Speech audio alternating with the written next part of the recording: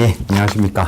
26회 이제 시험을 마치고 이제 27일 대비하신 분들이 이 강의를 들으실 텐데, 문제를 보니까 기본에 충실해야 된다. 근데 기본에 충실하더라도 민법을 활용할 줄 모르면은 별 의미가 없죠.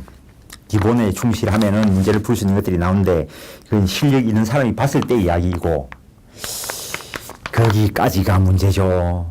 항상 기출 문제는 출제되고 나면은 쉽다라고 이야기하는데, 시험 치는 입장에서는 무슨 시험이든지 간에 항상 설레게 하고, 또 시험장에 들어가면은 역시나 할 수도 있는 건데, 하여튼 문제를 보면서 하겠습니다. 그 41번 같은 경우에, 그러니까 민법 첫 번째 문제니까 41번이죠. 41번 같은 경우에 이거는 뭐 중요한 문제이고 너무나 중요해서 잘 안 나올 수 있는 그런 문제인데, 민법에 있어서 제3자가 특히 문제되는 자리가 통정 허위 표시에 있어서 제3자, 그 다음에 취소에 있어서 제3자, 그 다음에 해제에 있어서 제3자, 물론 명의신탁에 있어서 제3자가 문제가 되고 가등기 담보법에서도 제3자가 문제가 되는데, 그때 약간의 차이가 있을 수는 있습니다. 대부분은 대동소이한데, 여튼 뭐 좀 실력이 되신 분들이 들으실 수도 있겠지만은, 제3자 국어적으로 풀면은 나, 너 빼고 나머지인데, 우리가 공부하는 거는 국어 공부하는 거 아니라는 거죠. 국어는 나, 너 뺀 나머지가 제3자가 되겠지만은, 우리는 법을 공부한다는 거. 그래서 제3자다라고 하는 것은 법률, 행위, 당사자. 그러니까 당사자니까 나, 너가 되겠는데, 왜이라면은 국어적인 의미밖에 안 되는 것이고, 왜의자로서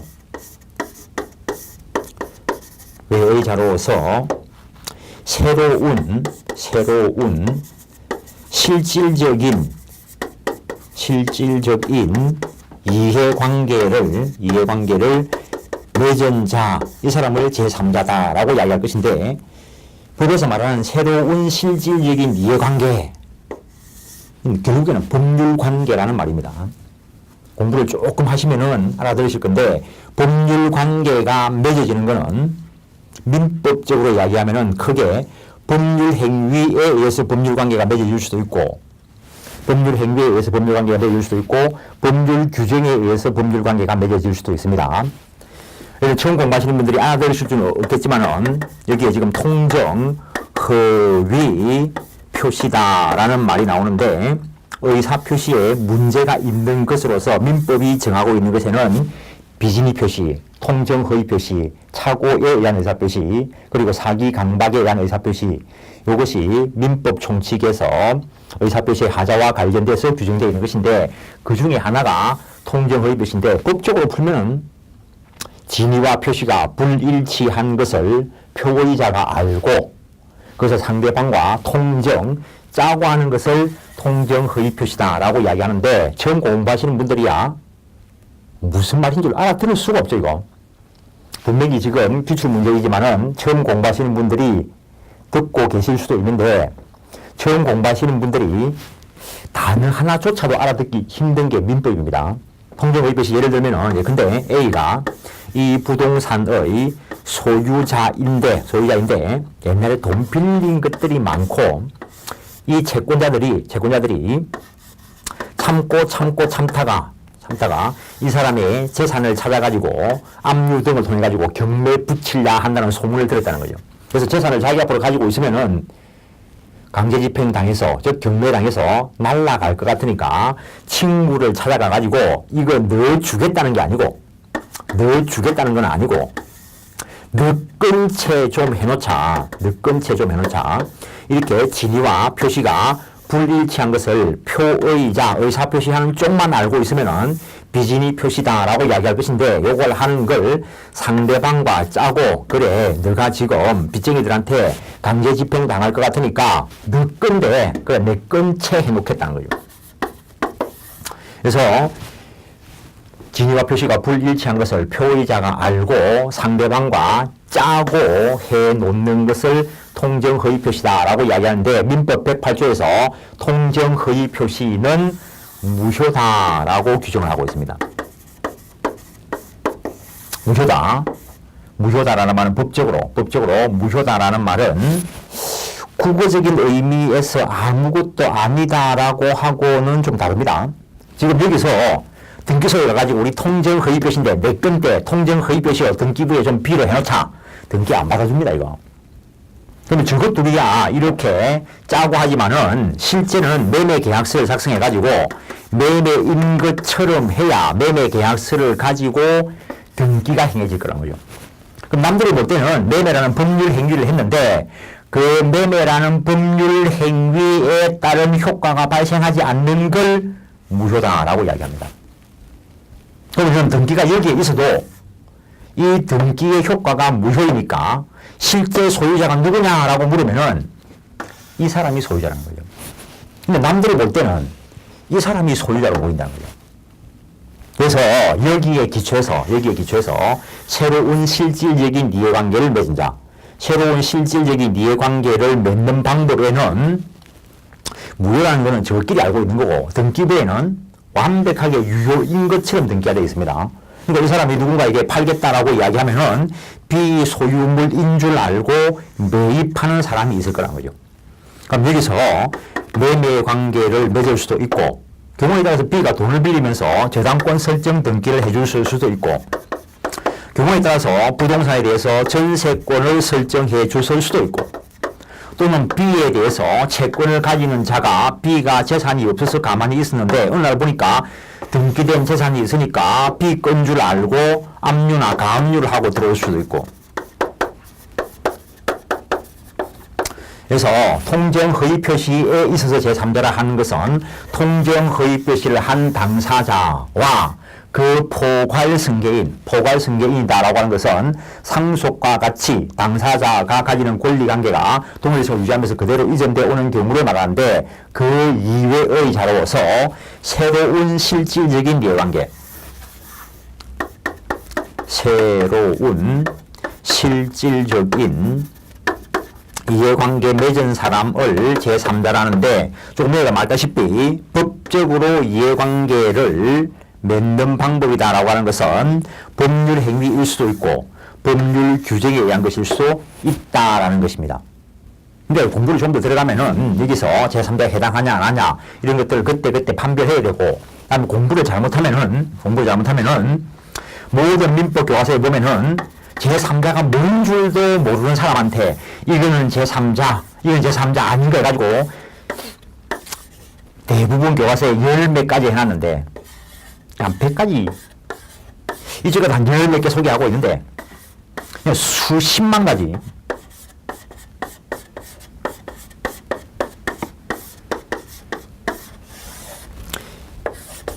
외우기 시작하면은 민법 공부 못한다는 이야기입니다. 외울 수가 없는데 그래서 민법 교과서는 보면은 예컨대 이래 해가지고 마지막에 딱 붙이는 게 등과 같이 이 말이 꼭 들어갑니다. 왜냐하면 앞에 써놓은 게 이게 다가 아니라는 거죠.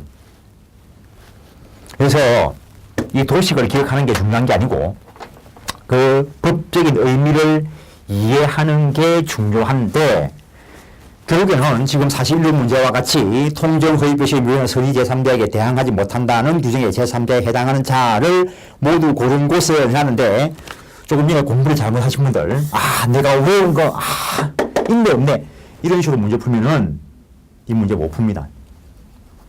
여기에 객관식을 참 이런 것들은 이제 본수업하면서 할 건데 객관식은 민법은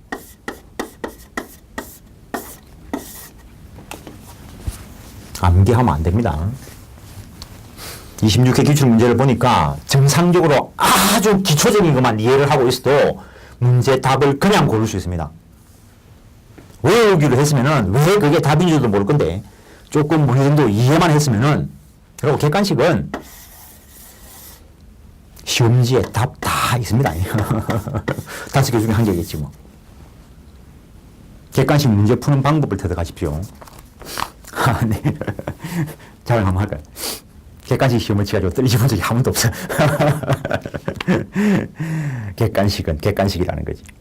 통정의 표시의 무효는 선의제삼자에게 대항하지 못한다는 규정에 제3자에 해당하는 자를 모두 고른 것은 하는데 첫 문제니까 시간을 좀 많이 끄는데 통정허위 표시에 있어서 제3자 다시 한번 개념 정리해 놓고 보겠습니다. 통정허위 표시의 당사자와 그 포괄승계인 이 사람은 당사자의 지위를 그대로 넘겨가는 사람입니다. 그러니까 당사자하고 위치가 똑같다고 생각하면 됩니다. 법적으로 이외의자로서 외의자로서 새로운 실질적인 이해관계를 맺은 자다라고 이야기했는데 보기를 보고 여기에 해당하냐 안 하냐를 판단할 능력을 길러내야 된다는 겁니다. 그 기획부분 보시면은 통정허위 표시에 의한 채권을 강요한 자, 그러니까 가상 채권을 만들었다는 거죠. A라 하는 사람이 B한테 돈 빌린 적이 없습니다. 돈 빌린 적이.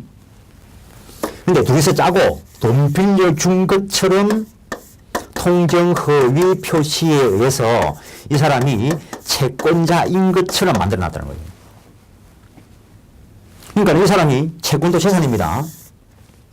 재산권이라면은 공부를 조금만 해도 아실 건데 기본적으로 민법에서 재산권이라면은 여기에 물권도 있고 채권도 있고 일단 그 이외에 지식재산권 이런 것들도 있습니다. 개념 정도는 알아놔야 되겠지만은 지문에 한 줄 정도는 뜰 수 있지만은 크게 지식재산권이 민법 지문에 뜨는 건 아니니까 기본적으로 2대 재산권이라면 물권, 채권을 말하는 것이고 그래서 채권이 있는 것처럼 통정을 해가지고 해놨을 때 이 사람에 대해서 돈 빌려준 적이 있는 사람 이 사람이 진짜 B가 채권자인 줄 알고 요걸 강요하면은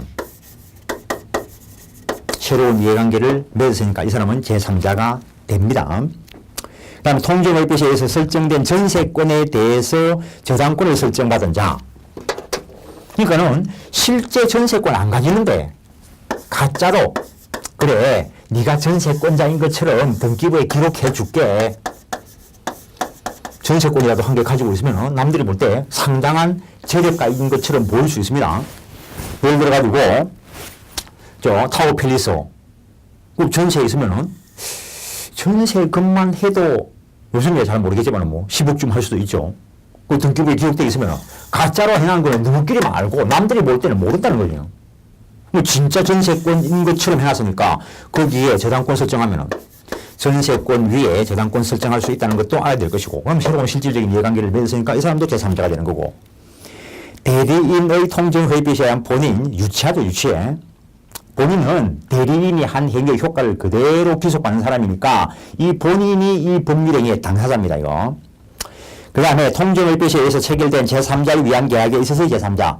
제3자를 위한 계약에 있어서의 제3자는 각종의 보호받는 제3자에 안 들어갑니다. A라는 사람이 내가 너한테 돈 줄 테니까 요게 꽃가게 그 꽃가게를 담배가게 아가씨한테 꽃을 전해주라 라고 했을 때 뭔가를 요구하는 이 사람을 요약자 또는 채권자라 하고 그에 응하는 이 사람을 낙약자 또는 채무자라 하고 그에 의해서 이익을 누리는 자를 수익자다라고 하는데 이 사람의 법적 지위가 정상적으로 취득되려고 하면은 이 기본관계 나중에 가면 이걸 보상관계라고 하는데 요게 유효하게 존재해야 이 관계가 나타날 수 있습니다. 어떤 연유에 의해서라도 요게 효력이 없으면 이것도 당연히 발생을 합니다. 그래서 통정허위 표시에서 말하는 제3자하고 말은 이 사람도 제3자라고 쓰고 저 사람도 제3자라고 쓰지만 법적으로 전혀 다른 말이랍니다. 그래서 이게 통정으로서 무효면은 이 사람은 선악을 따지지 않고 무조건 보호받지 못합니다. 그래서 이거 강요한 자, 저당권 한 자, 뭐 임차권 취득한 자 이런 걸 외우는 게 아니고 요 말의 의미를 가지고 요 사람이 여기에 해당한다 안 한다를 판단할 능력을 길러내는 게 그게 민법 공부입니다. 맨날 앉아가지고 제3대 해당하는 사람 누구 아이고 100개 외워봐라. 시험에는 그거 안 나온다니까. 그래서 기본적으로 기업본의 통정의법에 대한 채권, 가상채권을 가압류한 자, 그 다음에 니은본의 통정의법에 의해 설정된 전세권 위에 저당권 설정한 자, 이 사람이 여기서 말하는 제3자가 되고, 제3자가 되고 법대로 하면은 선의일 때는 보호를 받고 악의일 때는 보호받지 못한다는 것까지. 그 다음에 42번 그냥 주는 건데 이런 것들도 외우고 있죠. 하여튼 이것도 외우는 거 아닙니다. 지금 이런 거 가지고 외우게 하는 방법은 쉽습니다. 그냥 외우십시오. 몇 페이지에 몇 번 그거 있네. 그건 무슨 의미가 있는데. 민법을 외우기 시작하면은 숨 넘어갑니다. 숨 넘어가. 외우게 하는 거 민법 강의하고 이해시키는 강의하고는 이해시키는 강의가 훨씬 양이 많습니다. 이해를 시키려면은 밑에 것도 다 끌내야 됩니다. 암기시키는 거야. 그거 외우러 하면 되죠. 그 못해가 떨어지는 건 짓하시고 강사는 찝어 죽고 웃기는 소리 하고 있네. 벼락맞아 죽으러. 일단 42번 이거는 본 수업에 가서 장황하게 설명할 것이고, 그 다음에 43번 가본 토지거래구역 허가구역인데 자신의 토지를 을에게 매도하고 곧 토지거래 허가를 받기로 하였다. 다음 설명 중 옳은 것을 모두 고른 것은 하는데, 갑이 가지고 있는 토지가 그 토지거래 허가 대상 지역 안에 있다는 거죠. 이것을 을에게 매도하고 매매를 했는데 아직 허가를 안 받았습니다. 그러면은 이거는 법률 행위의 특별 효력 요건을 구비 못했으니까 일단 기본적으로 무효입니다. 무효인데 나중에 허가를 받으면은 소급해가지고 유효한 것으로 다루어 지을 수 있기 때문에 유동적 무효 상태에 있다라고 이야기합니다. 바탕은 무효이기는 하다는 겁니다. 나중에 유효화될 수는 있다는 거죠. 무효라는 말은 아까도 살짝 이야기했는데 법률 행위에 의해서 추구하는 것처럼 보이는 효과를 법적으로 주지 않는 걸 무효라고 이야기합니다. 그럼 지금 여기는 매매라는 법률 행위를 한 것처럼 했지만 그 매매에 따른 효과가 주어지지 않는다는 거죠. 물론 매매 계약을 체결하면서 계약금을 미리 주어 놨을 수도 있는데 매매에 따른 이전 등기 청구권이 지금 발생 안 하고 아직까지는 발생 안 하고 이게 무효니까 아직까지는 매매 대금 지급 청구권이 없고 나중에 허가를 받으면 다 있다는 겁니다. 그러니까는 허가 받기 전에는 달라 할 것도 없고 줄 것도 없습니다. 달라 할 것도 없고 줄 것도 없으니까 이행할 게 없습니다. 그러니까는 허가 받기 전에는 이행할 게 없어서 이행 안 하니까 채무 불이행이 발생할 수도 없습니다. 채무 불이행이 발생 안 하니까 채무 불이행에 따른 해제권이라는 것도 발생 안 합니다. 채무 불이행이라는 게 발생할 여지가 없으니까 채무 불이행에 따른 손해배상 청구권 이런 것도 발생 안 합니다. 이거. 기본적으로 이것도 이런 말들의 의미를 가지고 해석을 해내는 것이지 뭐는 되고 뭐는 안 되고 이런 거 하면 안 됩니다. 이거. 그러니까 객관식은 기본적인 원리를 정확하게 이해를 하고 나머지는 지문이 다 있습니다. 이 지문을 머릿속에 외워낸다는 거죠. 이거. 옳은 것을 모두 옳은 것을 하는데 옳은 것을 모두 옳은 것은 갑과 을은 토지거래 허가 신청 절차에 협력할 의무는 있다. 둘 다 요구에 대한 협력 의무는 있죠. 그러니까 나중에 가서 허가를 받아가지고 유효화될 수 있는 거죠. 협력 의무는 있고. 그래서 기업은 이렇게 돼 있고 갑은 계약상 채무불이행을 이유로 해제할 수 있다라고 해놨는데 채무불이행이라는 문제가 발생할 여지가 없다라고 했습니다. 그래서 기업은 이렇게 돼 있고 이원본은 틀렸고 그 다음에 뒤집번 계약이 현재 유동적 무효 상태라는 이유로 을은 이미 지급한 계약금 등을 부당이득으로 반환 청구할 수 있다라고 해놨는데 계약금 계약의 법리는 그대로 적용됩니다. 나중에 가가지고 유효로 될 수도 있으니까 지금 유동적 상태에서는 아직 부당이득은 아니다라고 이야기합니다. 나중에 허가를 받지 못해가지고 확정적 무효가 됐을 때는 줄 필요가 없는 걸 줬으니까 그때 가서는 달라 할 수 있지만은 아직까지는 부당이득 반환 청구할 수 없다라고 가야 됩니다. 그 다음 리얼 을은 토지거래 허가가 있을 것을 조건으로 하여 갑을 상대로 소유권 등기 절차 이행을 청구할 수 없다. 리얼 옳게 되어 있는 겁니다. 그래서 기본적으로 지금 이전 등기 청구권이 확정이 안 됐습니다. 확정이 안 됐으니까 지금 권리가 확정이 안 됐고 나중에 허가를 받아야 확정이 될 것인데 국토의 계획 및 이용에 관한 법률상 허가 대상 토지에 대한 소유권과 지상권의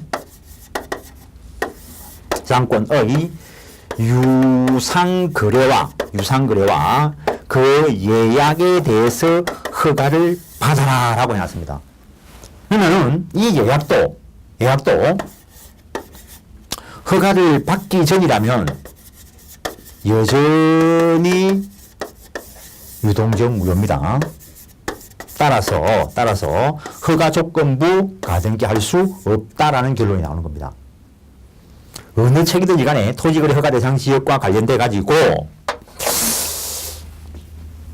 아무리 책이 잘못돼도 이 부분은 논리 전개가 2페이지, 3페이지는 가야 됩니다. 그거 안 써나면 책도 아니고 그 2페이지, 3페이지 써난 걸 이해가 안 돼가지고 외운다고 생각을 해보십시오. 무슨 수로 외웁니까 이걸.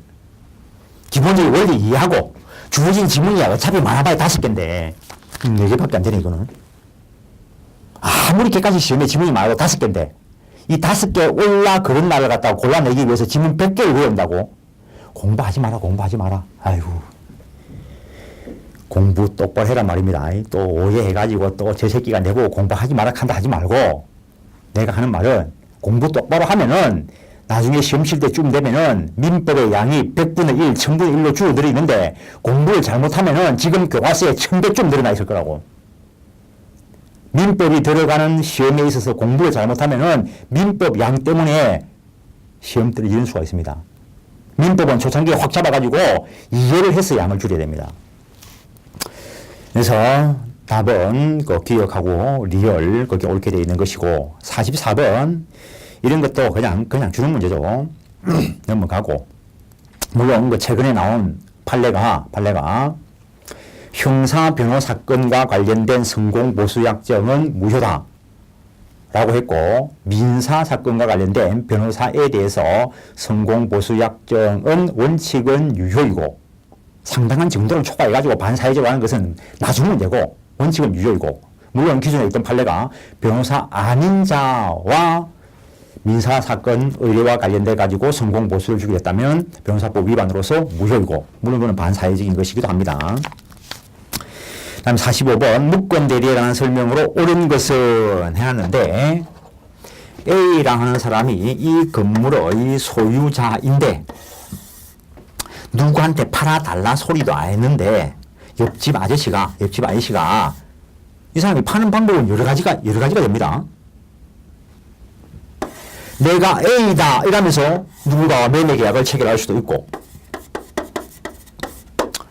A가 팔아달라 하더라 이러면서 체결할 수도 있고 그냥 매매 계약 체결해도 됩니다. 이 학원 건물 이분 소유물인데 내가 사 보실래요 하고 누군가와 매매 계약을 체결해도 이 매매 확정적으로 유효합니다. 왜요? 매매는 공부 조금 해보면 알겠지만은 채권 행위이기 때문에 소유권 없는 자도 매매 계약을 유효하게 체결할 수 있습니다. 내가 소유권을 안 가지고 있기 때문에 이 사람한테 소유권을 못 주겠지만 지금 현재 상태에서는 못 주면은 그때 네가 주기로 한 걸 왜 안 주냐? 채무불이행 책임을 물을 수 있고 그건 나중 문제이고. 근데 지금 나온 문제는 무권대리다라고 했으니까 이 사람이 실제 팔아달라 소리 한 적도 없는데 어떤 사람이 내가 A의 대리인인데 라고 하면서 누군가와 매매 등의 법률 행위를 했다는 겁니다. 대리 행위를 하기는 했는데 대리권이 없다는 거죠. 이걸 두고 무권 대리 행위다라고 이야기를 하더라고요. 이 효과를 어떻게 할 것이냐는 거죠. 무조건 유효하다라고 해버리면 이 사람이 피해를 좀 볼 수도 있고 경우에 따라서 이 사람이 피해를 볼 수도 있습니다. 그렇다고 해가지고 무조건 무효다라고 해버리면 이 사람이 곤란할 수도 있습니다. 그래서 이것도 토지거래가 대상 지역과 마찬가지로 일단은 원칙은 무효인데 나중에 이 사람이 추인을 해주면 유효가 될 수도 있습니다. 그래서 민법상 유동적 무효라고 붙이는 게 여러 곳에서 나타납니다. 그때 이 상대방은 야 이거 네가 인정할 거냐? 추인 여부를 최고할 수도 있고 물어볼 수도 있고 해놓고 나서 괜찮다 싶으면은 없던 걸로 하자라고 할 수도 있고 물론 이거는 선익일 때 가능하고 이거는 이 사람의 선악을 불문하고 공부 조금만 해보면 아시겠지만 민법 교과서에서 선의 악의는 도덕적으로 말하는 착한 놈 나쁜 놈하고 아무 관계 없습니다. 이거. 뭔가를 모르는 놈 뭔가를 아는 놈 이 말입니다. 물어봤을 때 이 사람은 그래 그거 인정해 줄게 내 아들놈이 그랬는데 뭐 내 옆집 아이씨가 그랬는데 어떡하겠노 이럴 수도 있고 나는 그런 적 없다 말도 안 되는 소리 하지만 내가 왜 그걸 팔아 거절해버릴 수도 있고 근데 이때 주인 또는 거절의 의사표시는 이 상대방한테 해도 되고 무권대리인에게 해도 되는데 무권대리인에게 했을 때는 상대방이 안 때 효력을 주장할 수 있다라고 되어 있습니다. 물론 추인을 하면은 소급해가지고 대학 체결 시부터 유효한 것으로 다루어지지만 제3자의 권리를 해하지 못한다라고 되어 있고 그 다음에 135조에서 이 사람에게 일정한 책임을 묻게 하고 있는데 역시 기본적인 거 잡아놓고 지문을 보시죠. 무권대리인 일부에 대한 추인은 상대방의 동의를 얻지 못하는 한 효력이 없다. 일단 이렇게 되어 있습니다. 무권대리인이 추인하려면 전부를 추인하든지 거절하면 전부를 거절해야 되는데 일부 추인을 했을 때 이 사람의 동의를 얻으면 유효합니다. 동의를 얻지 못하면 효력이 없다. 됐고 무권대리인을 추인한 경우 원칙적으로 추인한 때부터가 아니고 조금 더 이야기했습니다. 무권대리 행위 시부터 유효한 것으로 다뤄질 것이고 무권대리 추인의 의사표시는 본인이 상대방에게 하지 않으면 상대방이 그 사실을 알았더라도 상대방에게 대항하지 못한다고 하는데 본인이 무권대리인에게 했다 하더라도 상대방이 안 때리는 효력을 주장할 수 있다라고 했습니다. 무권대리인의 계약 상대방은 계약 당시 대리권 없음을 안 경우에도 본인에 대하여 계약을 처리할 수 있다 했는데 물어보는 거는 뭐 인정할래 말래 물어보는 거는 대리권이 없다는 사실을 몰랐든 알았든 물어볼 수 있지만 없던 걸로 하자 철회하려고 하면은 대리권 없다는 사실을 모르는 선의인 경우에 한해서 할 수 있습니다. 그 다음에 무권대리인이 무권대리인의 과실 없이 제3자의 기망 등 위법 행위로 야기된 경우 특별한 사정이 없는 무권대리인은 상대방에게 책임을 지지 않는다라고 해놨는데 이거 무권대리인의 상대방에 대한 책임 135조 일종의 법정된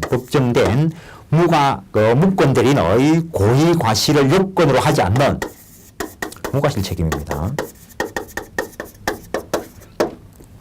그 정도 하시고 그래서 1번만 옳게 되는 것이고 그 다음에 26회, 25회도 마찬가지인데 예전부터 내가 그런 말씀을 드렸는데 강의를 할 때 결국에 공인중개사 시험에서는 깊은 판례가 나오는 게 아니고 결국에 사례형 문제로 갈 거라고 이야기했습니다.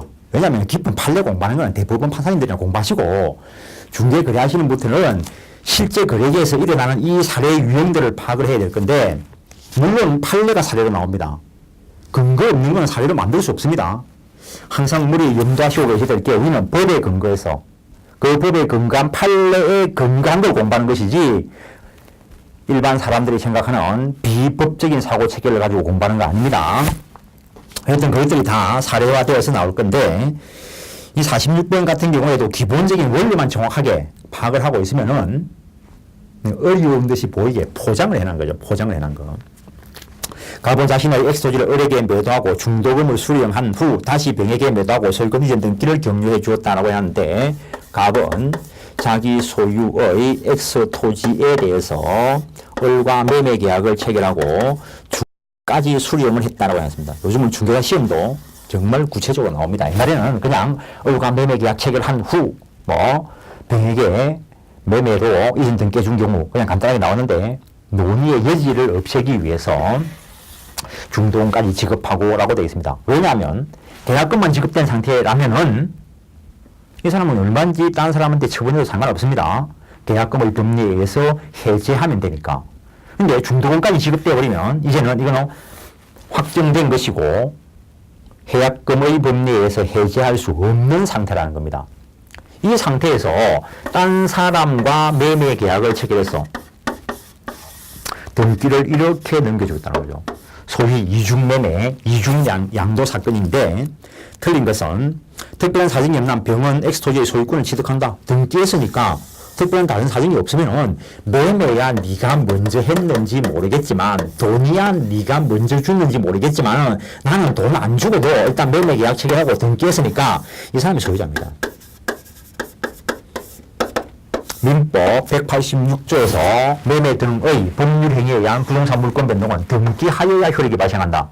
돈 줬다고 효력이 발생하는 게 아니고 매매 계약서를 먼저 체결했다고 해서 물권 취득하는 게 아니고 186조에 따라서 등기를 한 자가 권리 취득한다는 겁니다. 원칙은 이제 병인이 소유권 취득한다. 일단 1번 옳게 되어 있습니다. 2번 특별한 사정이 없는 한 을은 최고 없이도 갑과의 계약을 해제할 수 있다라고 해놨는데 일단은 원래 넘겨주기로 한 그 부동산 병과 매매 계약을 체결하고 이전 등기를 해 주었습니다. 그래서 원칙적으로 이 사람이 소유자가 되었고 이 사람은 더 이상 이행해 줄 수 없는 이행불능 상태에 빠졌습니다. 그럼 이행불능 나중에 또 이거는 또 계약법 까야 될 건데 이행불능 상태라면 너 이행해 줄래 말래 최고 물어볼 필요 없이 바로 해제할 수 있다 되는 겁니다. 그는 계약법까지 가야 되는 것이고 병이 갑의 을에 대한 배임 행위에 적극 가담한 경우 을은 병을 상대로 직접 해놨는데 이 사람은 매수인입니다. 매수인. 매수인의 지위는 물권적 지위가 아니고 채권자적 지위입니다. 그 말은 자기의 채무자인 이 매도인에 대해서 주장할 수 있는 채권인 것이지 제3자한테 직접 주장할 권리가 없습니다. 처음 출발할 때 기본적인 원리만 물권이 뭔지 채권이 뭔지 이것만 파악을 해도 기출문제 언뜻 보니까 대여섯 문제가 풀려요. 물권에 뭐가 있다 채권에 뭐가 있다 백날 외워도 소용없고 물권은 물건에 대한 것으로서 누구에게라도 주장할 수 있는 거고 채권은 특정인 채무자에 대해서만 주장할 수 있는 거고 그러니까 이 사람은 매수인으로서 매도인한테나 주장할 수 있는 것이 제3자한테 주장할 권리가 없다는 거예요. 직접 행사할 게 아니라는 거예요.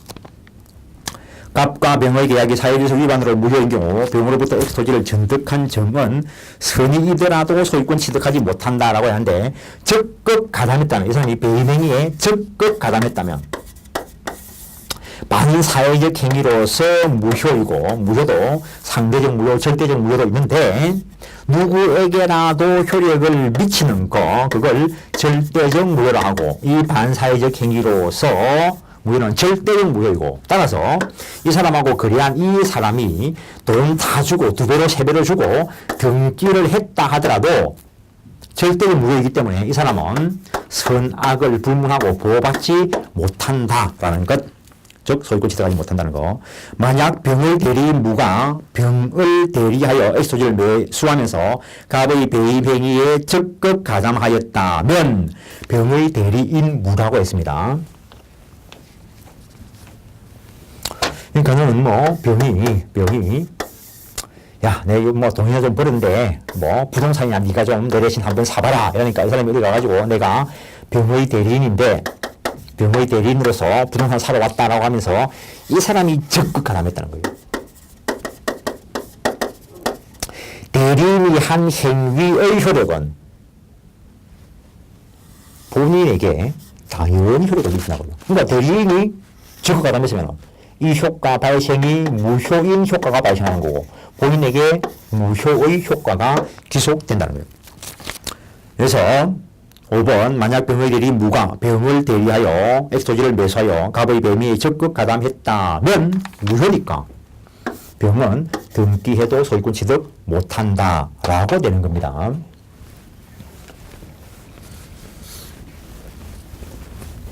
하여튼 처음 공부하시는 분들이 알아들을 리가 만무하겠죠. 들을 수 있는 게 실력입니다. 알아들을 수 있는 게. 민법 교과서 몇 페이지에 뭐 줄줄줄 배우는 거는 실력 아니고 그거하고 민법 문제 푸는 거하고 아무 관계 없고 민법 교과서를 이만큼 보는 거는 읽고 이해해서 주어진 지문을 해독하기 위해서 보는 겁니다. 시중에 중개사하고는 강사들이 돌아가지고 이상한 걸 암기시키고 별짓을 다 하는데 그거 민법 공부 아닙니다. 그래 했다가 밖에 나가면 난리 납니다. 난리나. 그래 안 하고 그냥 뭐 먹고 살라고 하는 정도 같으면은 이리 하나 저리 하나 뭐 쩍만 따면 되지 뭐. 쩍 따놓고 그냥 뭐 장르에 넣으면 되지 뭐. 그렇지 않을 것 같으면은 주어진 시간 지금 이 시간에 공부 제대로 하십시오. 답답해서 하는 소리입니다. 47번 넘어가고 48번 안 보시죠. 미승인자 갑은 법정 대리인 병의 동의 없이 얘가 미성년자라는 거죠. 법정 대리인 예컨대 그 부모 이 사람의 동의 없이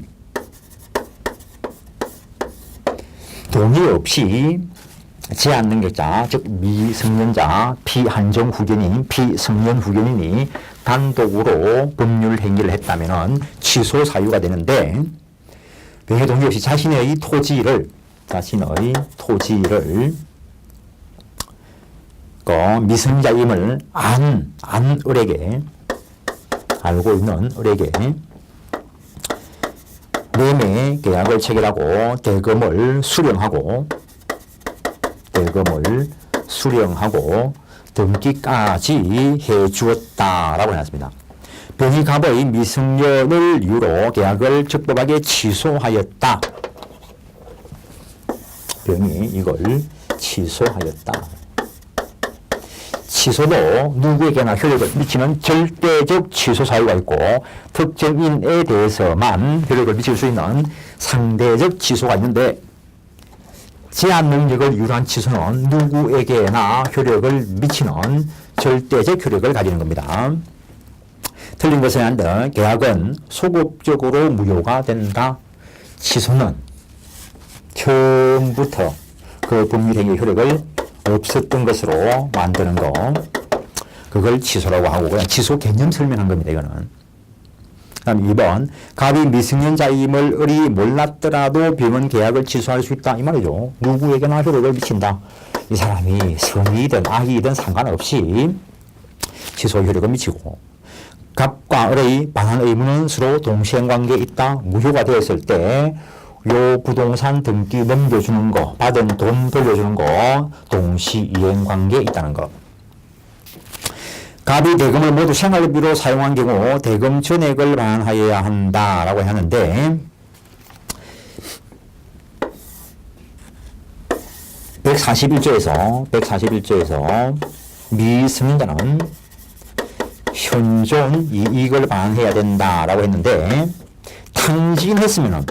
탕진했으면 현존 이익이 없으니까 반환할 게 없습니다. 근데 생활비로 쓴 거는 일반적으로 이거는 이익이 현존하는 걸로 본다는 거. 만약 을이 선의 정에게 매도하고 이전 등기를 하였다면 병이 취소하더라도 정은 소유권 취득한다 했는데 말도 안 된다는 거죠. 요 단순한 의미만 알아도 이렇게 거래한 누가 있을 때 이 사람의 선악 불문하고 보호받지 못한다는 말이 이 말입니다.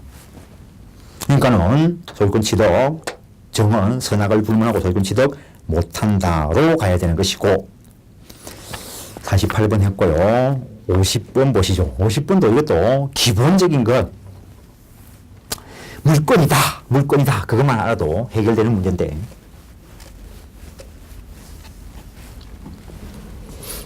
채권에 뭐가 있나 종류 좀 말해봐라. 그러면 죽을 때까지 말할 수 있습니다. 실장님 내일부터 빨간 옷 안 입고 오는 걸 하세요. 됐습니까? 이것도 계약입니다. 근데 빨간 옷 보면은 막 미쳐 돌아갈 것 같으니까 빨간 옷 입고 오지 마세요. 이거 청약이고 우리 실장님이 그래 하겠습니다. 합의가 이루어져 있으니까 내일부터 빨간 옷 안 입고 오는 게 계약입니다. 이거 오면 어떡할 건데? 정신적 의자로 손해배상 청구할 수도 있겠죠. 계약이 체결됐으니까. 그러면은 내일부터 빨간 옷 안 입고 오게 할 채권이 네가 시장님하고 체결했으니까 저 원장님한테 가가지고 왜 빨간 옷 입고 왔어? 손해배상 뭐 해주세요. 이 말은 못하겠죠. 내일부터 빨간 옷 안 입고 오는 거 내가 채권 가지고 있고 그럼 시장님은 내일부터 빨간 옷 아닌 거 아무거나 입고 오도 될 채권을 가지고 있다고 볼 수 있는 거고. 그러니까 채권은 둘이끼리 약정이기 때문에 종류의 제한도 없고 내용도 제한도 없습니다. 특별하게. 판례 보면은 특별한 다른 사정이 없는 한 이런 말을 붙이는 이유가 판사도 모르고 니도 모르고 내도 모르는 특별한 다른 사정이 생길 수 있습니다. 니도 모르고 내도 모르는 다른 법이 있을 수도 있는 거지. 그러니까 판례 문장에 판사들도 잘 구하니까 비켜가려고 다른 특별한 사정이 없는 한 이런 문장을 붙이는 겁니다. 민법 교과서를 추리를 하다 보면 그런 말 빼버리는 거고 당연한 이야기니까. 근데 물건에는 뭐가 있냐는 말해볼 수 있습니다. 물권법이 강행 규정이고 종류를 정해놨으니까. 물론 특별법에서 정할 수 있습니다. 그래서 법 체계를 잠깐 보면은 사람이 있고 이 사람이 누리는 것으로서 법의 보호를 받는 걸 권리라 할 거고 그 권리의 대상을 권리의 객체라 이야기할 건데 이 사람은 지금 나처럼 자연인일 수도 있고 법인일 수도 있고 이 권리에 여러 가지가 있지만 물권이라는 게 있을 수도 있고 물권의 대상은 반드시 그런 건 아니지만 법에 반드시 예외 없이 그것뿐이다 이런 건 없습니다. 이거 대체로 물건일 거고 이 물건이 부동산일 수도 있고 부동산 아니면 동산이겠지 뭐. 중간에 이상하게 낀 게 좀 있긴 하지만 자동차 뭐 선박 생기기는 동산처럼 생기는데 법적으로 처리하기는 부동산처럼 처리하니까 중간에 끼 있다는 거예요. 어쨌든 간에 이거겠지 뭐. 사람 아니면 물건이겠지 뭐. 권리에 딱 두 개뿐이다 라고 이야기하면 물건 아니면 채권이겠지 뭐. 대별해서 공부를 하시라는 겁니다. 뭐든가 민법만 그런 게 아니고 모든 과목 다. 이 물건 중에 사람이 무엇인가에 대해서 누리기만 하면 보호받을 수 있는 거 그걸 점유권이라 하고 소유자인지 아닌지 그건 모르겠고 가지고 있기만 하면 지배하고 있기만 하면 사람은 지배가 안 되는 거고 이거는 사람이 사람을 지배한다? 혹시 지배 당하고 있습니까? 모르겠어 나도. 우리는 법하고 있습니다. 밖에서 이상한 거 안 합니다. 관념 정리하라는 겁니다. 관념 정리. 집에서 지배 당하고 있는지 모르겠지만 그건 본인 개인 사정이고 우리는 딱 정상적으로 행해지는 법대로 행해지는 것만 본다는 거예요. 현재 가지고 있나 안 가지고 있나는 모르겠고 가질 수 있는 권리 그걸 본권이라 할 건데 물권의 본권의 가장 대표적인 게 소유권이고 이 소유권의 힘을 제한하는 걸 제한물권이라 하고 이 제한물권의 소유권의 사용 수익 권능을 제한하는 걸 용의물권이라 하고 소유권의 교환 가치를 제한하는 걸 담보물건이라 하고, 사용수익을 제한해서 자기가 사용수익하는 것으로서 물권법에 규정되어 있는 게 지상권이라는 것도 있고, 지역권이라는 것도 있고, 전세권이라는 것도 있고, 똑같을 것 같으면은 이름도 똑같이 썼겠지요. 다르니까 다르게 썼겠지. 담보물권에 유치권이라는 것도 있고, 질권이라는 것도 있고, 저당권이라는 것도 있고. 와, 이름 그래 붙여놨는데 이런 게 나한테 묻지 말라고. 이거는 로마 사람한테 가서 물어보든지. 로마 애들이 붙였으니까. 내 이름을 왜 유병태라고 지었나고 내한테 묻지 말라고. 그걸 왜 내한테 물어? 내가 지었어. 감사하게도 아버님이 지으셨지. 이름 붙여놓은 건 이름 붙여놓은 거대로 보여주는 거고, 그 특성이 어떤가를 공부를 해야 되는 거고, 토지 위에 권리 가지는 거, 토지의 편익을 위한 거, 이거는 로마 사람이 붙인 게 아니고 우리나라 사람이 붙였어. 유일하게 우리 선조가 붙인 권리는 전세권 한 개밖에 없어요. 나머지 다 로마 사람이 붙인 거 뺏겨왔어요. 그러니까 어렵지. 민법이 어려운 게 정상입니다. 쉽다고 착각하지 마시라고. 쉽다니까 믿지 말라고. 민법 지랄같이 어려워. 그래서 해볼만 하고 나면 쉬워. 체계가 딱 짜여져 있기 때문에. 중구난방으로 달라지면 절대로 이길 수 없어요. 이것만 가지고도 이 문제가 풀려요. 다음 중 옳은 것을 하는데, 옳은 갑의 의사에 반하여 제3자에게 지상권을 양도할 수 없다는데, 옳은 갑의 X 토지의 건물을 소유하기 위하여 지상권. 갑이 소유자이고, 이 사용수익권을 제한하는 지상권을 을이 가지고 있다는 거예요. 토지에 대해서. 건물 지으려고. 물권이라는 거지, 물권. 네가 소유한지 모르겠지만은 내가 지상권 약정했고 쓰기로 한 그 기간 동안 내가 내 마음대로 쓸 수 있어. 물권이니까 절대권으로서 누구에게라도 효력을 주장할 수 있어. 지금 존속기간 존재하는 한 네한테도 주장할 수 있어. 너뿐만 아니라 누구에게라도 침해하는 사람이 있으면 하지 마라, 내가 쓸 거니까. 그러니까 양도할 때 동의 얻을 필요 없어. 내 거 내 마음대로. 물권이라는 말 안에 그 말이 들어있다는 거예요. 갑의 의사에 반해서도 양도할 수 있다, 이라 이런 거고. X 토지를 양수한 자는 지상권 존속 중에 을에게 그 토지의 인도를 청구할 수 없다. X 토지를 양수한 자, 즉, 그 사람이 소유자일 때 지상권 설정 계약을 체결했다고, 물권이고 부동산 물권으로서 이 권리가 눈에 안 보이니까 등기하라 해놨다고. 토지 등기부 뜯어보면은 이 토지에 갑이 소유자로 되어 있을 때 을구에 을이 지상권자로 등기되어 있다고. 소유자가 백날 바뀌어도 이 사람이 지상권자라는 거에는 의문이 없어. 누구에게라도 내가 지상권자라고 주장할 수 있어. 그러니까 존속기간 동안 내가 샀으니까 내놔라. 못한다는 거지. 그래서 옳게 돼 있고, 을이 약정한 지료의 1년 6개월을 유치해 2년 돼 있어, 법조문에. 존속기간 만료로 지상권이 소멸한 경우 건물이 현존하더라도 은 계약의 갱신을 청구할 수 없다는데, 존속기간 만료했는데 지상물이 현존할 경우에 지상권자는 갱신 청구할 수 있고, 거절당하면 지상물 네가 사가라, 지상물 매수 청구할 수 있고, 지상권, 전세권, 임차권 비슷비슷한 조항들이 있습니다. 특징 때문에 똑같지는 않습니다. 지상권의 존속기간을 정하지 않은 경우 갑은 일년지 지상권 소멸을 청구할 수 있다라고 되어 있는데, 기본적으로 이게 지상권의 최단 존속기간 규정이 있습니다. 최단 존속기간. 존속기간 약정하지 않았다 하더라도 석조, 스케줄, 연하조, 기타 경고한 건물 소유를 목적으로 하기 위한 경우 최단 존속기간에 의해서 별도의 규정들을 두고 있습니다. 왜냐하면 물권의 효력을 강화시키기 위해서. 그 정도 하시고, 그 다음에 51번.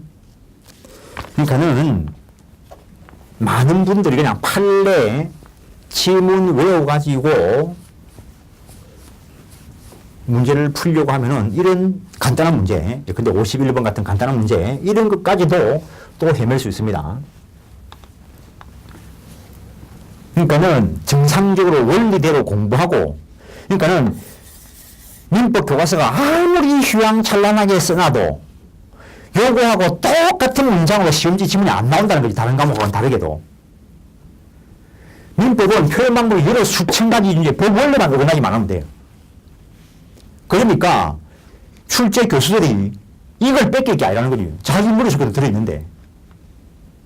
어떻게 하면은 저거하고 요거하고 요래서 난 거하고 저래서 난 거하고 같은 말인가 아닌가 모르는가 이거 물어보는 거라고. 교과서에 딱 써난 거 제대로 써놨나 이거 물어보는 게 아니고. 민법은 그렇다는 거죠. 다른 과목에 맞춰가지고 공부하는 거고 그 과목의 특성을 알고 공부해야 되는 거고. 분묘기지권. A가 토지 소유자인데 A가 묘지 설치하려고 분묘기지권 가질 필요 있을까? A가 토지 소유자인데 지 땅 위에 건물 지으려고 지상권 가질 필요 있을까? 필요 없어. 소유자인데. 분묘기지권 자기 땅에는 필요 없어. 왜? 내 땅 내 맘대로 하면 되는데. A가 토지 소유자인데 저 땅 위치가 좋아. 경치도 좋아. 저 땅 위에 집 짓고 살고 싶어. 근데 그냥 지으면은 철거해줘야 돼. 네 땅 내가 좀 빌려 쓰자. 빌려 써가 내 건물 좀 짓고 살자. 내 죽을 때까지. 정말 이 땅에 건물 짓고 싶으면은 B가 취할 수 있는 방법은 A하고 매매 계약 체결해가지고 토지 소유권 취득해가지고 지어도 되고, 지상권으로 빌려 쓰면서 건물 지어도 되고, 전세권으로 빌려 써도 되고, 이건 물권의 방법으로 빌려 쓰는 거고, 채권적인 방법으로 빌려 쓰려면 임대차의 방법으로 빌려 써도 되고, 사용대차의 방법으로 빌려 써도 되고, 빌려 쓰는 방법이야 물권적으로 빌려 쓸 수도 있고 채권적으로 빌려 쓸 수도 있다는 거죠. 분묘기지권은 관습상 지상권 유사의 물권이다 라고 이야기합니다. 법 조문에는 없다는 거죠. 그래서 제사 주재자인 장남 갑은 을의 토지에 허락 없이 을 소유 토지이고 갑이 을의 허락 없이 분묘를 설치했다라고 해놨습니다. 85년부터 15년까지 평원공약의 분묘 지지를 점유하여 분묘수와 봉사를 계속하고 있다. 다음 중 옳은 것은 해놨는데 지금 남의 땅 위에 갑 소유의 땅 위에 을이 그냥 건물 짓는다고 지상권 생기는 거 아닙니다. 갑 소유 토지 위에 내가 건물만 짓기만 하면은 지상권 준다 이러면 뭐 한다고 공부를 해. 서울 강남 화복판에 빈 땅에 가서 다 건물만 짓고 앉아있지. 지상권을 취득하고 그 지상권의 효력 때문에 남의 땅 위에 건물을 지을 수 있는 거죠. 남의 땅에, 타인 소유의 땅에 묘지 그냥 설치한다고 분묘기지권 생기는 거 아니라는 거지. 분묘기지권 취득하는 방법 시효 취득할 수 있다. 그러니까는 이 사람이 분묘기지권을 가진다면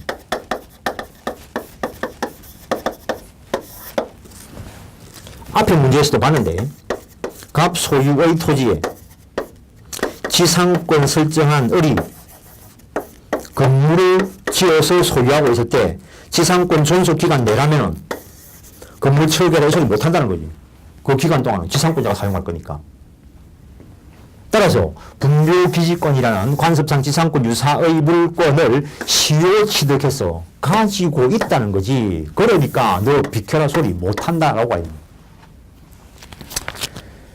그래서 청구할 수 없다라고 해야 되고, 갑은에게 분묘기에 대한 소유권 이전 등기를 청구할 수 있다라고 해놨는데 조금 전에 이야기했습니다. 지상권 유사의 물권이라 했습니다. 이거 소유권 아닙니다. 이거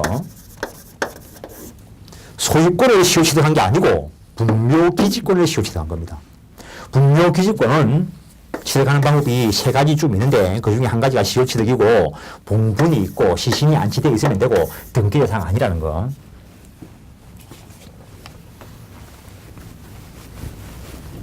강력한 물권의 경우에 공시가 안 되면 거래 안전이 제외될 우려가 있기 때문에 등기 대상인 권리도 부동산 등기법에 규정해놨습니다. 그 다음에 갑은 부친에 대해 모친의 시신을 단본 형태로 합장 안 됩니다. 있는 그대로만 인정해 줍니다. 갑이 분묘기지권을 포기하는 의사를 표시한 경우 점유의 포기가 별도로 없더라도 분묘기지권은 소멸한다. 이게 옳습니다. 분묘 설치해놓고 맨날 점유하고 있는 건 아니죠. 원래부터 계속적인 점유가 없는 겁니다. 이거. 갑은 을에게 지료를 지급할 의무가 있다라고 해놨는데 시효 취득된 분묘기지권 원칙적으로 무상입니다. 원칙적으로 무상입니다. 지금 이 주어진 문제 사항에서는 무상인 사안입니다. 그런데 근래 판례가 유상인 경우를 예정을 하고 있습니다. 그런데 주어진 지문 자체는 무상인 것과 관계가 있습니다. 52번 지역권 어떤 토지의 편익을 위해서 타인 토지를 이용할 수 있는 물권을 지역권이라 하는데 예컨대 여기 도로가 있고 여기 A 소유의 토지가 있고 여기 B 소유의 토지가 있는데 이 B가 A 소유 토지를 이용하지 않고는 공로에 출입할 방법이 없거나 출입하기 위해서 과다한 비용이 드는 경우 비행기 타고 가면 되지 뭐. 그때 이쪽 토지를 빌려 쓸 수 있다는 거예요. 물권의 방법에 의해서 빌려 쓰면은 지역권이고 이것도 등기 대상이고 이거는 점유를 본체적인 요소로 안 합니다. 점유를 본체적인 요소로 안 합니다. 이게 무슨 말이냐 하면은 지역권에 기한 반환 청구권은 없고 방해 제거 청구권, 예방 청구권은 있다. 이런 말입니다. 나중에 연결되면.